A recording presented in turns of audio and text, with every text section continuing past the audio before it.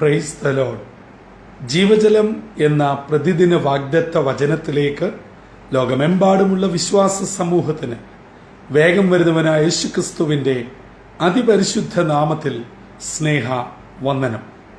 ഇന്ന് 2024 മെയ് മാസം 19-ാം തീയതി ഞായറാഴ്ച. സ്വർഗത്തിലെ ദൈവത്തിന്റെ വലിയ കൃപയാൽ ഈ മാസത്തിന്റെ 3-ാമത്തെ വിശുദ്ധ ദിനത്തിലേക്ക് നാം ഏവരും പ്രവേശിച്ചിരിക്കുന്നു.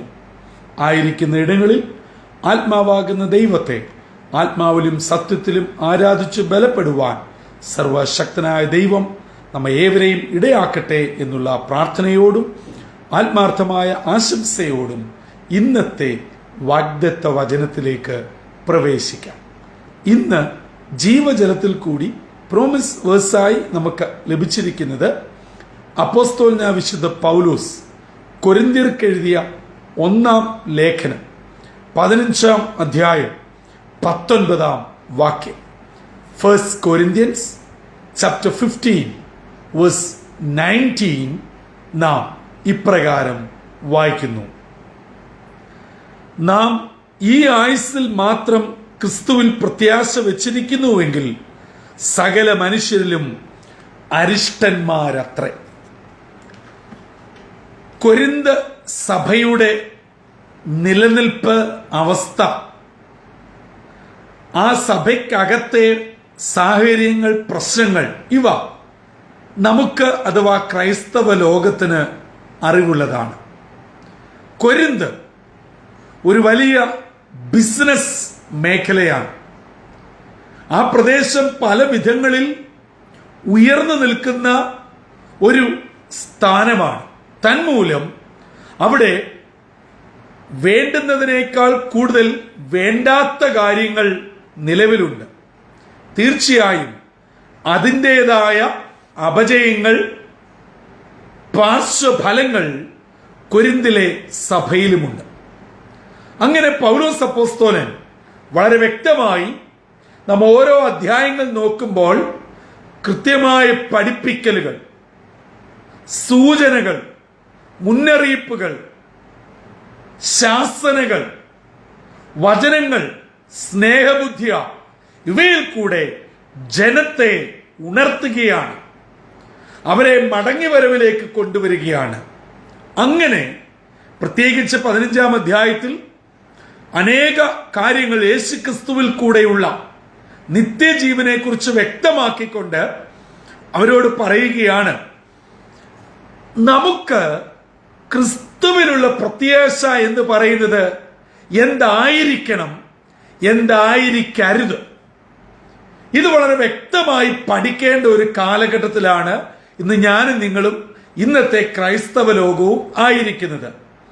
പൗലോസ് വളരെ അസന്നിഗ്ധമായി ഇന്നത്തെ വാഗ്ദത്ത വചനമായ 1 Corinthians 15:19 പറയുന്നു, നാം ക്രിസ്തുവിൽ പ്രത്യാശ വെച്ചിരിക്കുന്നത് കേവലം ഈ ഭൂമിയിലേക്കുള്ളത് മാത്രം ആകരുത്.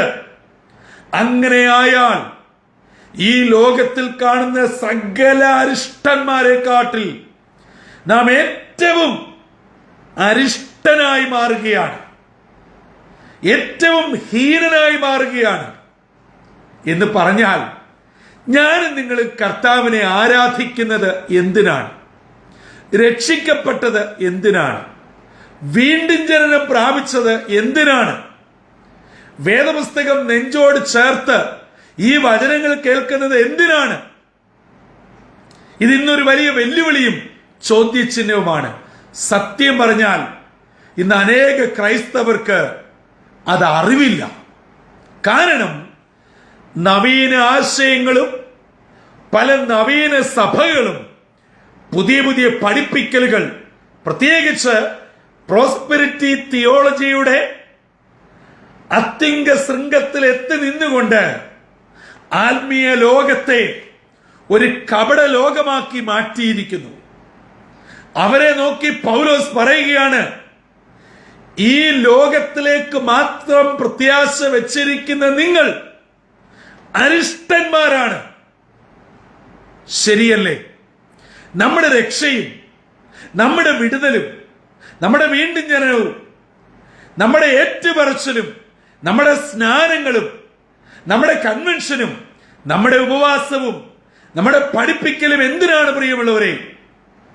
വസ്തു വാങ്ങാനോ, വീട് വാങ്ങാനോ, കുഞ്ഞുങ്ങൾക്ക് തക്ക തുണകളെ കണ്ടെത്താനോ? ആൺകുട്ടികളെ ആഗ്രഹിക്കുമ്പോൾ ആൺകുട്ടികൾ ജനിക്കുവാൻ, പെൺകുട്ടികൾ ആഗ്രഹിക്കുമ്പോൾ പെൺകുട്ടികൾ ജനിക്കുവാൻ, മഞ്ഞ് പെയ്യുന്ന യൂറോപ്യൻ നാടുകളിൽ പോകുവാൻ, എസ്റ്റേറ്റ് വാങ്ങുവാൻ, ഇതിനാണോ നാം ക്രിസ്തുവിനെ അനുകരിക്കുന്നത്? ക്രിസ്തുവിൽ പ്രത്യാശ വച്ചിരിക്കുന്നത്? ഇത് ഇന്നത്തെ പുതിയ യുഗത്തിന്റെ പഠിപ്പിക്കലുകൾ മാത്രമാണ്. വേദപുസ്തകം അങ്ങനെ അല്ലേ? അല്ല. നാം ക്രിസ്തുവിൽ പ്രത്യാശ വച്ചിരിക്കുന്നത് നിത്യതയുടെ തുറമുഖത്ത് യുഗായുഗങ്ങൾ കർത്താവിനോടുകൂടി വാഴേണ്ടതിനാണ്. അതെ, ഈ ലോകത്തിലെ കഷ്ടങ്ങൾ സാരമില്ല എന്ന് എണ്ണിക്കൊണ്ട് വരും ലോകത്തിന്റെ നിത്യത ഓർക്കുവാൻ ക്രിസ്തുവിൽ നാം പ്രത്യാശ വെച്ചിരിക്കണം. അതുകൊണ്ട് ഈ വിശുദ്ധ ദിനം രാവിലെ ദൈവാലയ ആരാധനയ്ക്കായി പോകുവാൻ ഒരുങ്ങി നിൽക്കുന്ന ദൈവമക്കളെ, സ്വയം ഒരു ചോദ്യം ചോദിച്ചുകൊണ്ട് ഇന്നത്തെ ആരാധനയിൽ പങ്കുകൊള്ളണം. ഞാൻ എന്തിനാണ് ഇന്ന് ആരാധനയ്ക്ക് പോകുന്നത്? എന്റെ രോഗം മാറാനോ? എന്റെ കുഞ്ഞുങ്ങളുടെ ഭാവി, ഞാൻ ഉണ്ടാക്കിയ സമ്പത്ത് എങ്ങും പോകരുത്, എനിക്കൊരു ബുദ്ധിമുട്ടും ഉണ്ടാകരുത്, എല്ലാം സുഗമമായി പോകണം, ഒരു വിധത്തിലും നഷ്ടങ്ങളും കഷ്ടങ്ങളും കോട്ടങ്ങളും എനിക്കുണ്ടാകാനേ പാടില്ല എങ്കിൽ ഇന്നത്തെ വാഗ്ദത്ത വചനം താങ്കളോടാണ്. താങ്കൾ ഈ ലോകത്തിൽ എല്ലാരെക്കാട്ടിലും അരിഷ്ടനായി തീർന്നിരിക്കുന്നുവെന്ന് വചനം പ്രഖ്യാപിക്കുന്നു. എന്റെയും നിങ്ങളുടെയും ക്രിസ്തുവിനുള്ള പ്രത്യാശയും ആരാധനയും സ്വന്തം കാര്യം, കുടുംബകാര്യം, ഈ ഭൂമിയിലെ കാര്യം കൃത്യമായി നടത്തപ്പെടുവാനെങ്കിൽ ഞാനും നിങ്ങളും ആത്മീയരല്ല, വചനം പറയുന്ന യഥാർത്ഥ വിശ്വാസി അല്ല. നമ്മളിപ്പോഴും പഴയ നിയമ ഇസ്രയേലിനെ പോലെയാണ്. ദൈവം 430 വർഷത്തെ അടിമത്തത്തിന് ശേഷം മോശയിൽ കൂടെ തന്റെ ജനത്തെ ഫറവോനിൽ നിന്നും വിടുവിച്ചത് കനാനിൽ തന്റെ സ്വന്തം ദേശത്ത് ദൈവത്തെ ആരാധിക്കാനാണ്, സ്വന്തം വാഗ്ദത്ത ദേശത്ത് എത്തേണ്ടതിനാ. പക്ഷേ ഇറങ്ങി തിരിച്ച് മണിക്കൂറുകൾക്കകം അവർ ലക്ഷ്യം നഷ്ടപ്പെട്ടു. അത് മറന്നിട്ട് സ്വന്തം വയറിനു വേണ്ടി, നിലനിൽപ്പിന് വേണ്ടി ദൈവത്തെയും അവർക്ക് നേതൃത്വം നൽകിയ മോശയെയും തള്ളിപ്പറഞ്ഞ് പിറുപിറുത്ത അതേ ഇസ്രയേലിൽ നിന്നും ഞാനും നിങ്ങളുമായി യാതൊരു വ്യത്യാസവുമില്ല. അതെ, അവരുടെ പ്രശ്നം വെള്ളം, ഇറച്ചി, ഭക്ഷണം, നിലനിൽപ്പിന്റെ ഇന്നിന്റെ പ്രശ്നങ്ങളാ. ദൈവജനമേ, ഞാനും നിങ്ങളും ഏതിലാണ് പ്രയോറിറ്റി കൊടുത്തിരിക്കുന്നത്? എന്റെയും നിങ്ങളുടെയും കർത്താവിലുള്ള വിശ്വാസവും പ്രാർത്ഥനയും പ്രത്യാശയും, അതെ, ഇന്ന് നാം ഉറക്കെ പോയി സാക്ഷ്യപ്പെടുത്തുന്നു. എന്താണ് സാക്ഷ്യപ്പെടുത്തുന്നത്? കർത്താവിന് വേണ്ടി ത്യാഗം സഹിക്കുവാൻ തയ്യാറാണോ? നിന്ന് സഹിക്കുവാൻ തയ്യാറാണോ? വേദന സഹിക്കുവാൻ തയ്യാറാണോ? കഴിഞ്ഞ ഒരാഴ്ച ഒരു പ്രശ്നവും ഇല്ലാതെ തന്നെ നടത്തി, എന്റെ കുഞ്ഞുങ്ങളെ പരിപാലിച്ചു. ഇതല്ലേ നമ്മുടെ സാക്ഷ്യം? വേണ്ട എന്നല്ല, അനുഭവിച്ച നന്മ സ്തോത്രത്തോടെ പ്രഖ്യാപിക്കുക തന്നെ വേണം. പക്ഷേ നമ്മുടെ പ്രത്യാശ അതിൽ മാത്രമാകരുത്. നമ്മുടെ പ്രത്യാശ നിത്യതയിൽ എത്തണം.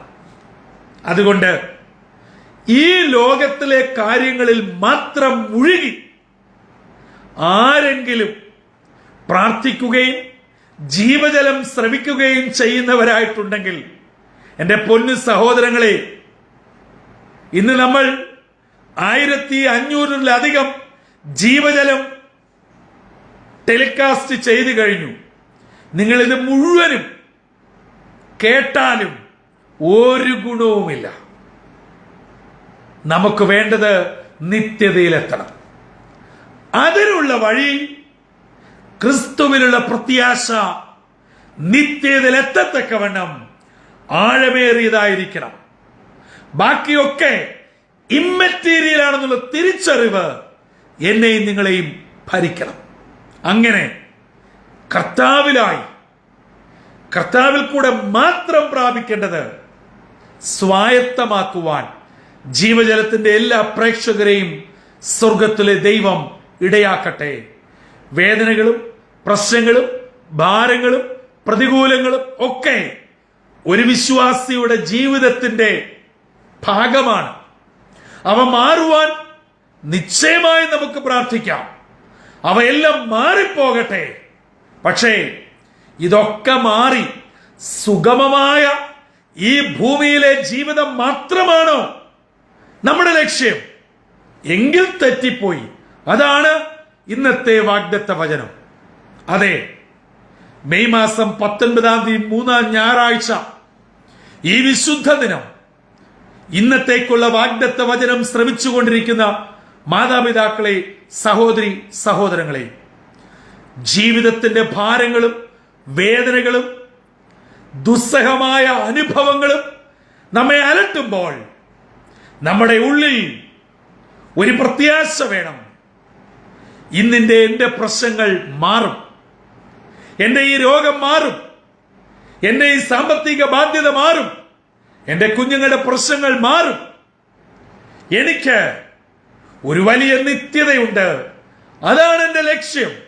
അതുകൊണ്ട് ഇതൊന്നും എന്നെ എന്റെ ആ ലക്ഷ്യത്തിൽ നിന്ന് പിന്തിരിപ്പിക്കുവാൻ സാധിക്കുകയില്ല എന്നൊരു ഉറപ്പോടെ നാം മുൻപോട്ട് കാലെടുത്തു വെച്ചാൽ പിശാച് നമ്മെ വിട്ടുപോകുകയും ഈ ഭൂമിയിലെ നന്മ നിശ്ചയമായും ദൈവം നമുക്ക് നൽകുകയും നിത്യതയിൽ കർത്താവിനോട് ചേർന്ന് യുഗായുഗങ്ങൾ വസിക്കുവാൻ നമ്മെ ഇടയാക്കുകയും ചെയ്യും.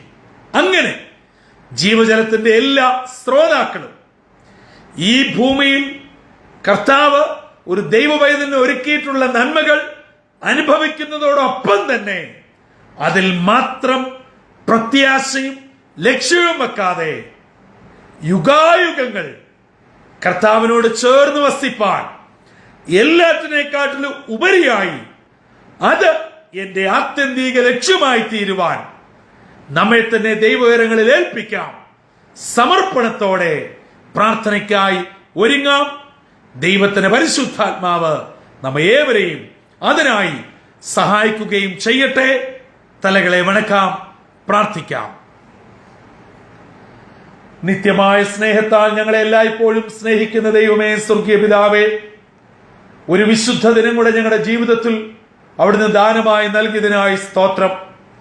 ഞങ്ങളുടെ ആരാധനകളും ഞങ്ങളുടെ പ്രാർത്ഥനകളും ഞങ്ങളുടെ കർത്തൃമേശകളും ഒക്കെ ഈ ഭൂമിയിൽ കാര്യം സാധിക്കുന്നതിന് വേണ്ടി മാത്രമാകാതെ ഈ ഭൂമിയിൽ അങ്ങയോട് ചേർന്ന് ജീവിക്കുകയും വരുവാനുള്ള ലോകത്ത് അങ്ങയോട് ചേർന്ന് യുഗായുഗങ്ങൾ വസിക്കേണ്ടതിന്റെ ഏറ്റവും പരമപ്രധാന ലക്ഷ്യം ഉൾക്കൊണ്ടുകൊണ്ട് അങ്ങയോട് ചേർന്ന് ജീവിപ്പാനും ഞങ്ങളെ സഹായിക്കണം.